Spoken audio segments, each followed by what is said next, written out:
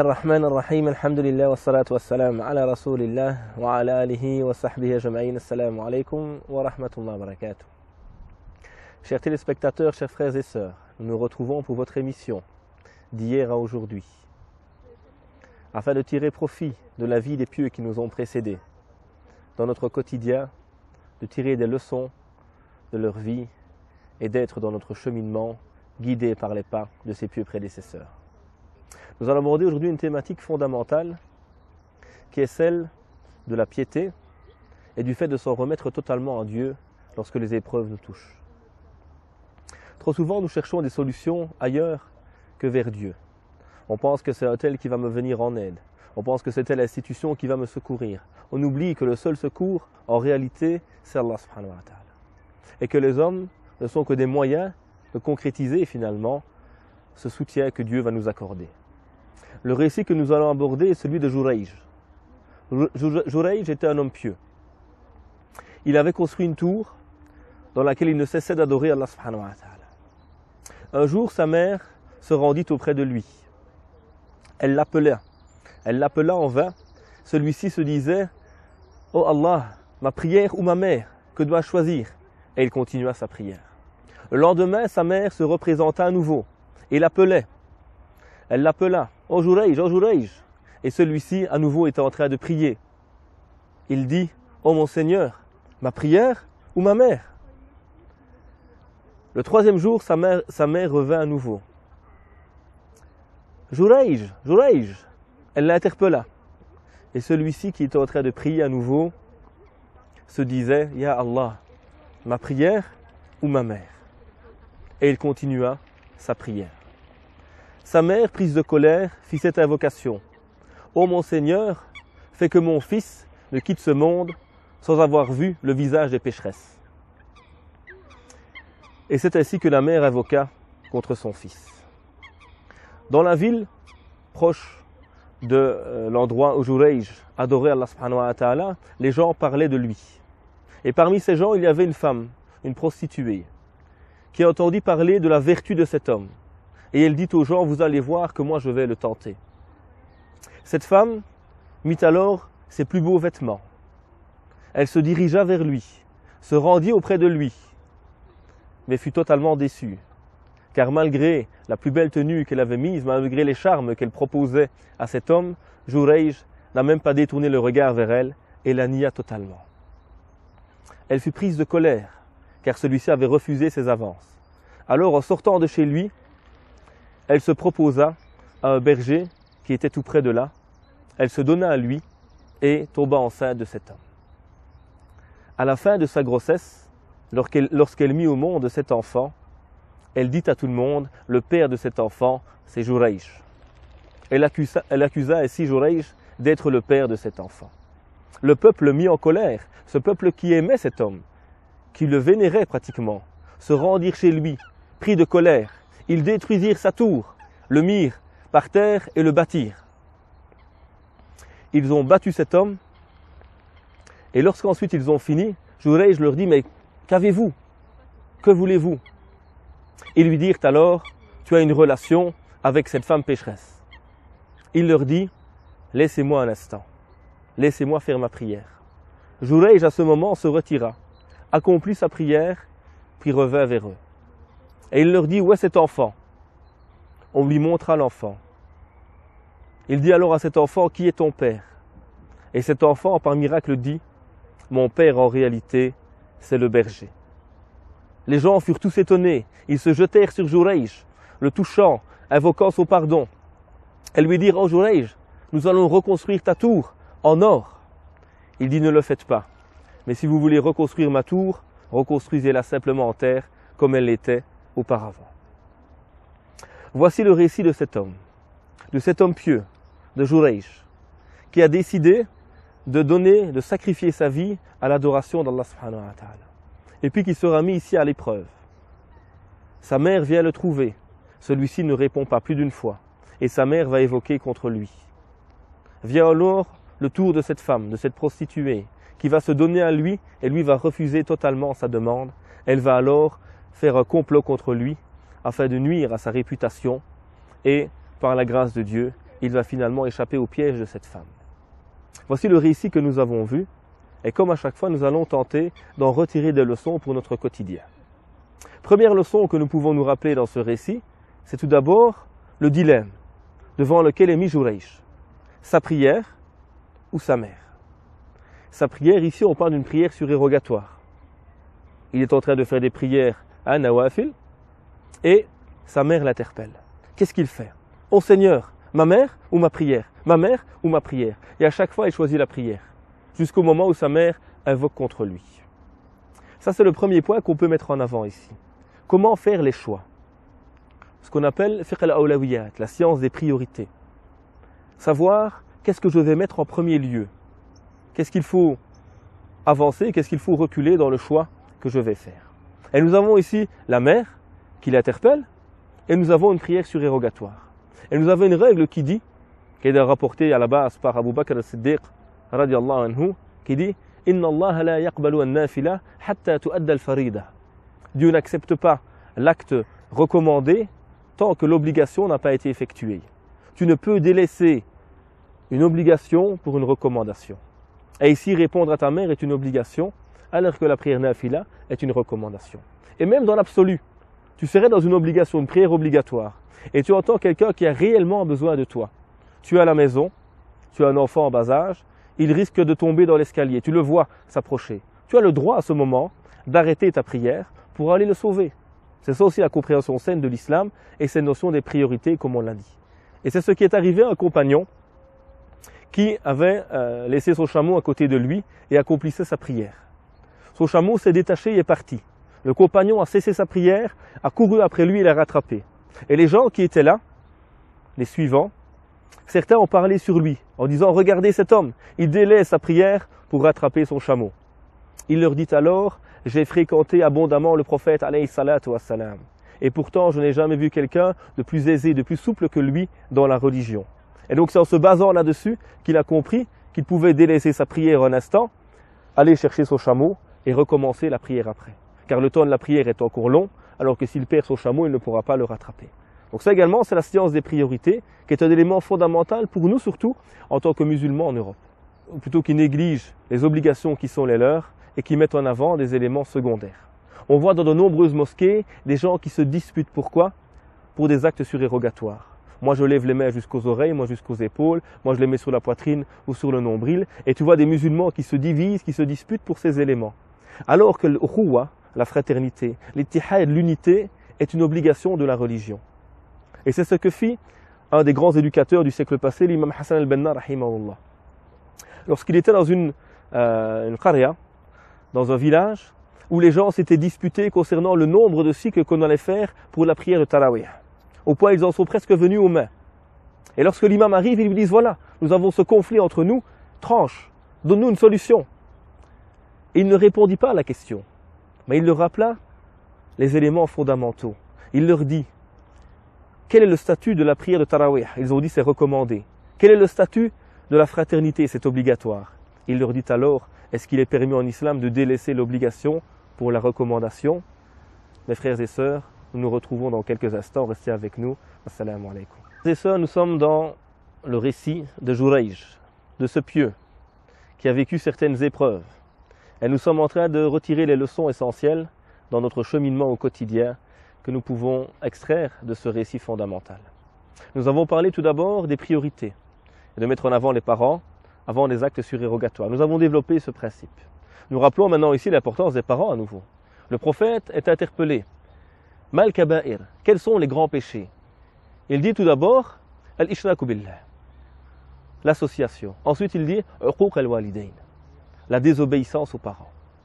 Et donc c'est important pour chacun d'entre nous et pour tout musulman qui veut cheminer également du respect des parents, de la proximité de ceux-ci. Et plus particulièrement pour nous, nos parents sont fondamentaux. C'est eux qui nous ont transmis cette religion. Ils ont ce grand respect qu'ils méritent pour cela. Et pour les parents, il y a également un élément dont il faut se prémunir. On voit ici la mère de Jurayj qui invoque contre lui. Et Dieu a exaucé cette invocation. Même si Jurayj s'en est bien sorti à la fin. Donc il faut que les parents prennent garde. Que les parents prennent garde par rapport à cela.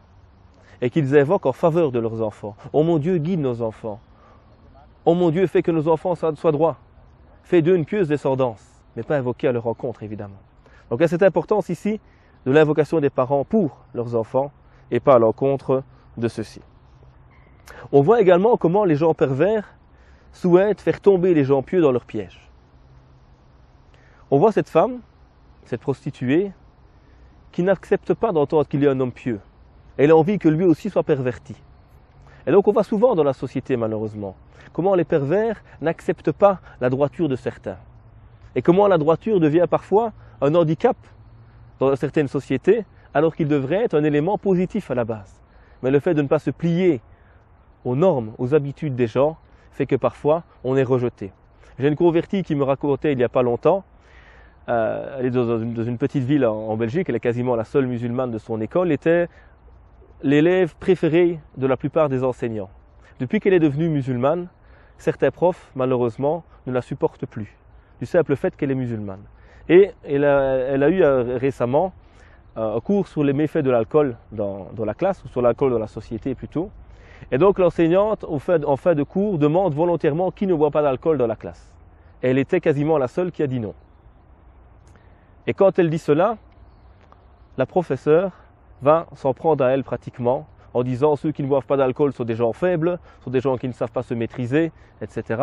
Donc c'est devenu un mal de ne pas boire d'alcool, alors que ça devrait être une qualité, même pour quelqu'un de non-musulman, il n'y a rien de bien dans l'alcool évidemment. Donc on voit comment souvent, malheureusement, les gens qui sont tombés dans la perversité veulent faire tomber l'autre avec eux. Donc il faut prendre garde évidemment à cela et éviter également ce type de personnes. Et si ces gens n'arrivent pas à faire tomber les gens pieux dans la perversité, ils vont nuire alors à leur image. Si on ne trouve rien à dire, on va inventer des histoires. Regardez chez nous en Europe.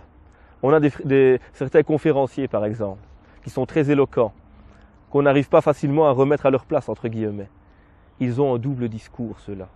On a toujours quelque chose à trouver. Mais vous avez dit, et votre ancêtre est. On va toujours trouver quelque chose à redire sur lui, parce qu'on n'a pas d'argument pour lui répondre en réalité. Donc il y a toujours cette volonté de la part de certains, je n'ai pas d'argument contre toi, alors je vais nuire à ton honneur, nuire à ta réputation. Autre leçon que nous pouvons également retirer de ce récit que nous abordons en commun, c'est le fait de vérifier nos informations. Voyez comment ces gens qui hier vénéraient Jurayj, le lendemain viennent le frapper et détruire sa tour. Pourquoi? On leur a rapporté une information. Et le Coran nous rappelle, il se présente à vous quelqu'un ou un pervers avec une information, vérifiez-la. Il faut vérifier cette information qui nous est donnée. Et cela malheureusement n'est pas toujours fait par certains. Et on voit les gens ici qui ont suivi la rumeur sans la vérifier. Et qui ont regretté cela par après évidemment. Donc c'est très important pour nous musulmans de toujours vérifier les informations. Et de ne pas prêter oreille aux fausses rumeurs, aux mauvaises rumeurs qui sont souvent répandues sur Internet, notamment sur certains savants. On va inventer des histoires sur ceux-ci juste pour nuire à leur honorabilité, à leur crédibilité auprès des musulmans. Le musulman doit s'écarter de ce type de choses. On voit également la réalité de l'ascétisme, zuhd. La piété, ce n'est pas de vivre comme un pauvre, ou de t'habiller avec des haillons, ou de faire la personne qui marche toujours comme ça, comme quelqu'un de pauvre. Non. La réalité de l'ascétisme, c'est de pouvoir t'écarter de la vie d'ici-bas. Qu'elle n'ait pas de valeur pour toi, même si tu vis en plein milieu de celle-ci. Ça, c'est le vrai ascétisme. On voit que Jurayj, il est face à cette femme. Et elle ne l'interpelle même pas. Beaucoup de nos jeunes, par contre, qui jouent, qui font croire qu'ils sont des ascètes, détestent en fait la société. Détestent lorsqu'ils voient une femme ou quelqu'un qui n'a pas les mêmes valeurs que lui, il la déteste. Pourquoi? Parce qu'en fait, il est amoureux de cela. En fait, il aime le matérialisme. En fait, il aime les soirées. En fait, il aime l'alcool. Et quand il le voit, ça rappelle en lui ses vices, ses besoins. Ça, ce n'est pas l'ascétisme. C'est quelqu'un qui chemine, d'accord, mais ce n'est pas la réalité de l'ascétisme. Le vrai ascétisme, le vrai zuhd, c'est de faire que la chose soit là ou pas là, ça ne change rien pour toi. Que tu sois riche ou pauvre, cela ne change rien à ta réalité. Que tu sois face à un élément qui peut t'interpeller ou non, ça ne change rien pour toi. Ça, c'est la réalité de l'ascétisme et c'est la réalité de Jurayj, comme on le voit ici dans le récit que nous avons abordé. Nous avons également dans son récit le fait qu'Allah subhanahu wa ta'ala soutient ses serviteurs. Allahu waliyul ladhina amanu Dieu est le soutien de ceux qui ont la foi. Et on voit ici que cet homme, qui est accusé à tort, première chose qu'il fait, c'est quoi? Laissez-moi prier. Ça, c'est la réalité du musulman. Première chose que je fais, je reviens vers Dieu. Je suis face à un problème, on me bat, on détruit mon lieu, on m'accuse de choses très graves. Première chose que fait le musulman, c'est pas aller chez un avocat, c'est avant cela, reviens vers Dieu. Fais ta prière. Reviens vers le seul qui peut réellement t'aider, Allah subhanahu wa ta'ala. Et ensuite, on voit comment Allah subhanahu wa ta'ala va lui venir en aide. Lorsqu'il y a cet enfant et qu'il lui dit « Qui est ton père ?» C'est un bébé. Malgré cela, il répond « Mon père, c'est le berger. » Voyez comment Dieu a préservé son fidèle serviteur. Comment Dieu est venu à son secours. Parce que celui-ci était proche de lui. Parce que celui-ci, la première chose qu'il a faite, avant de dire « Je suis innocent », avant de dire « C'est des fausses rumeurs », avant de prendre un avocat, première chose qu'il dit, c'est quoi? Laissez-moi faire ma prière. Laissez-moi d'abord revenir vers mon Créateur, subhanahu wa ta'ala. Donc on voit également l'importance ici de la prière pour le musulman dans tous les choix qu'il fait. Dernier élément, on voit les gens qui estimaient fortement Jurayj, qui après avoir détruit sa tour et avoir vu ce miracle se produire, cet enfant qui parle, vont lui dire « On va reconstruire ta tour en or ». Là, ça nous rappelle une chose très dangereuse. On aime les pieux, on aime nos savants, on les respecte, mais on ne les vénère pas. Ça reste des hommes. On ne doit pas adorer ces individus. C'est une porte que le shaitan utilise parfois pour écarter les gens de la saine adoration et nous rappeler ou nous écarter du rappel concernant le fait que c'est seulement Dieu que nous adorons et le seul que nous vénérons. Donc il faut se rappeler également ce principe fondamental. J'aime un savant, je le respecte pour tout ce qu'il fait, pour sa connaissance, pour sa piété, mais il reste un être humain. Je ne le vénère pas. Et comme tout être humain d'ailleurs, il peut également commettre des erreurs. Ça c'est quelque chose de tout à fait humain et de tout à fait normal. Parmi les leçons fondamentales que nous pouvons encore retirer de ce récit, c'est le fait que le croyant place sa confiance absolue en Allah subhanahu wa ta'ala. Et que s'il place sa confiance en Dieu, Dieu lui permettra de se sortir des épreuves. Et que ces épreuves seront pour lui un élément qui va le renforcer, qui va le rendre meilleur, plus fort que ce qu'il n'était auparavant. Ça c'est l'important. Le Coran nous rappelle « Et celui qui craint Dieu, certes Dieu lui donnera une issue favorable. Cette piété a permis à Jurayj de sortir de ce piège. On le voyait embarqué dans une situation très difficile, accusé à tort, frappé, on a détruit son lieu de culte, et par sa piété, par son retour à Dieu, Dieu l'a sorti de ce piège. Rappelons-nous donc que ce qui nous permettra, nous, en tant que musulmans ici en Europe, en tant que communauté, de nous sortir des pièges qui nous sont parfois tendus ou des difficultés normales de la vie, c'est d'abord notre retour vers Dieu. Reviens à Dieu, renforce ta relation à lui et sache qu'il facilitera ta relation aux autres. Chers frères et sœurs, nous avons vu dans ce récit une série de leçons fondamentales. La première, c'était les priorités.